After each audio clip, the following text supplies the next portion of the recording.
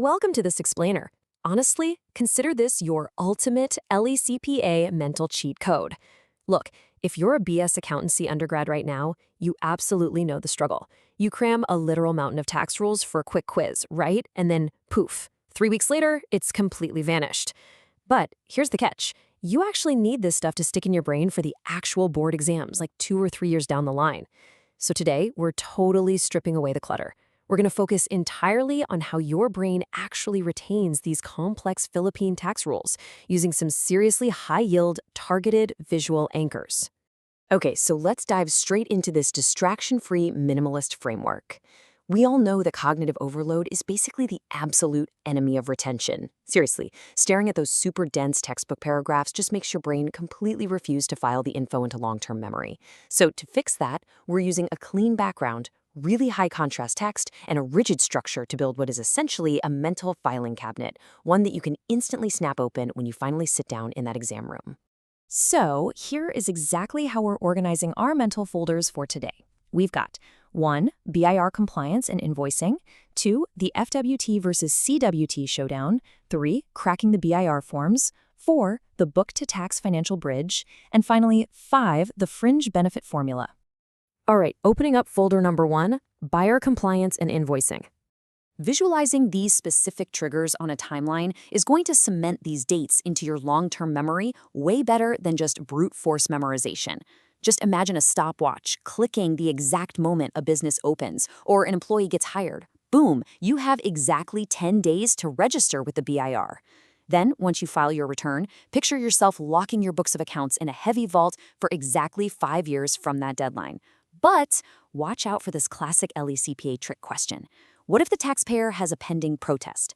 Well, if that happens, the 5-year rule completely goes out the window. You absolutely must retain those books until the case is 100% resolved. Okay, that brings us to the invoicing thresholds. Your magic number here, 500 pesos. Hit 500, you issue an invoice. But let's say you're selling items for just 100 pesos each. You don't need to write an invoice every single time. Instead, just aggregate those daily sales into one single invoice at the end of the day. But, and listen, this is a massive but for your exams, if the seller is VAT registered, you literally have to issue that invoice, regardless of the amount. Yeah, even for a tiny 50 peso sale. Oh, and don't forget, securing the authority to print, or ATP, for your manual invoices, you get that totally free of charge from the BIR. Moving right along to folder number 2, the FWT versus CWT showdown. Now, pitting final withholding tax directly against credible withholding tax like this is a real game changer. It literally forces your brain to categorize them by their distinct differences. I want you to think of final withholding tax, or FWT, as a locked door. The tax is withheld and boom, it constitutes the full and final payment. Because of this, you just completely exclude it from your gross income and no ITR is needed for that specific income. You're done. Over. On the flip side, credible withholding tax, or CWT, is kind of just like a down payment. Because it's an advance payment of tax, you absolutely must include that income in your gross income, compute your total tax due, and then claim what was already withheld as an income tax credit. That reduces your final payable. Make sense? Let's crack open folder number 3, cracking the BIR forms. Look, instead of memorizing a bunch of random, confusing numbers, we're going to chunk them by their suffixes. Think E for expanded, F for final, C for compensation, and Q for quarterly, right?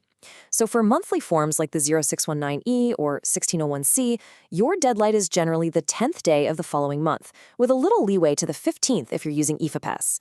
But here's the hack. Whenever you spot that Q at the end of a form, like 1601EQ or 1603Q, you instantly know the deadline shifts to the last day of the month following the close of the quarter. It's super simple. Spot the letter, decode the deadline. Next up, folder 4, the book to tax financial bridge.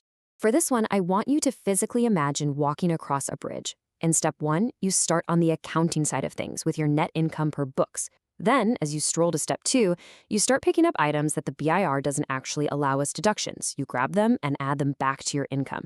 Things like bad debt provisions. Then, moving to step 3, you start dropping things off the bridge. You deduct income that's completely non-taxable, maybe like dividends from a domestic corp, or income that's already suffered final tax. And finally, you step off the bridge at step 4, arriving at your true final net taxable income. So the absolute crucial point here is understanding the why behind the rules. You really don't need to memorize 100 different line items if you just grasp the underlying logic. First rule, the BIR does not tax mere estimates. I mean, accounting rules absolutely love conservative provisions, but for tax purposes, an expense has to be actually incurred. That is exactly why you add provisions back. Conversely, the second rule, the BIR doesn't double tax. So if an item already suffered final withholding tax at the source, you've got to deduct it from your regular gross income. Otherwise, you're literally paying twice. And finally, let's open up Folder 5, the Fringe Benefit Formula. Okay, write this down in your mental notes and never forget it. This specific tax burden falls squarely on the employer. It completely 100% bypasses the employee's personal income tax return. Honestly, fringe benefit tax is essentially a penalty on the company for handing out lavish perks. It acts as a final withholding tax, and here's the kicker. It only applies to managerial or supervisory employees. What if the company gives the exact same benefit to a rank-and-file employee? Well, then there's no FBT at all. It just gets added to their regular compensation. Now, let's build this out mathematically. If you lock these 3 simple steps into your memory, I promise you will confidently crush any FBT problem the board throws your way. Step 1, find the actual monetary value of the benefit. Step 2, calculate the grossed up monetary value by dividing that monetary value by 65%. You might be wondering why 65%.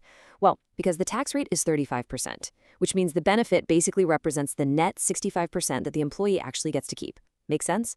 Then, step 3, simply multiply that grossed up monetary value by the 35% tax rate, and boom, you found the exact fringe benefit tax the employer owes the BIR. All right, let's test your new mental framework really quick with some active recall. Let's say your corporate client earned 50,000 pesos in bank interest. Do you add it or deduct it when you're crossing that book-to-tax bridge? Think back to our logic rule. You got it? You deduct it, because it was already subject to a final withholding tax, which naturally prevents double taxation. Master this framework, and I guarantee the tiny details will just fall into place. But wait a second. What happens to that bridge if the interest came from a foreign bank instead of a local one? Well, we'll tackle that curveball next time. Until then, keep studying smart.